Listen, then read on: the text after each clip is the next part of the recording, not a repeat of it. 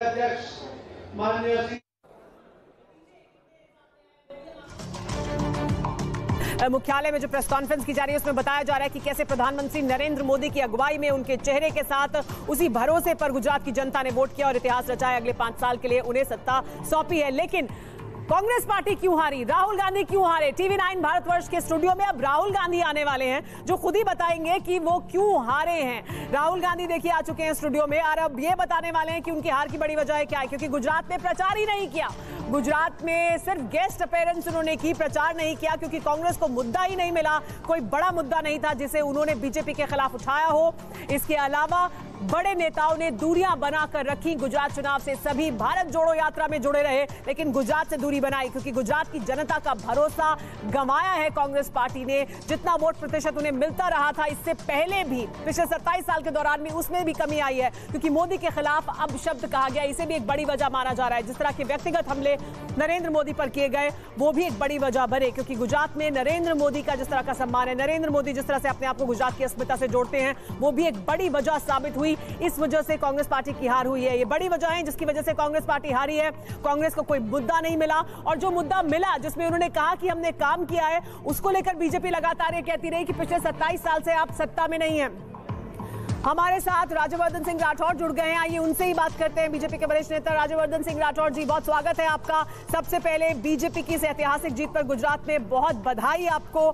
ये कहा जा रहा है लगातार कि प्रधानमंत्री नरेंद्र मोदी का मैजिक और उन पर भरोसा, क्योंकि यही स्लोगन था, भरोसे की सरकार एक बार फिर गुजरात में, और वही भरोसा गुजरात के लोगों ने कायम रखा है। किस तरह से आप आज इस जीत को देखते हैं?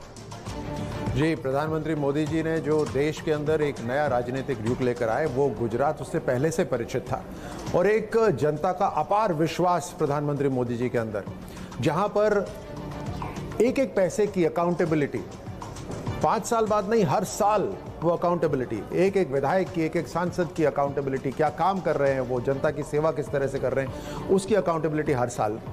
दूसरी बात, एक इमोशनल कनेक्ट जनता के साथ, कि गुजरात की जनता क्या चाहती है या देश की जनता क्या चाहती है, उस तरफ भी पूरी की पूरी सरकार काम कर रही है। और तीसरी बात, हमारा मुकाबला, प्रधानमंत्री मोदी जी का मुकाबला किसी दूसरी पार्टी से नहीं होता।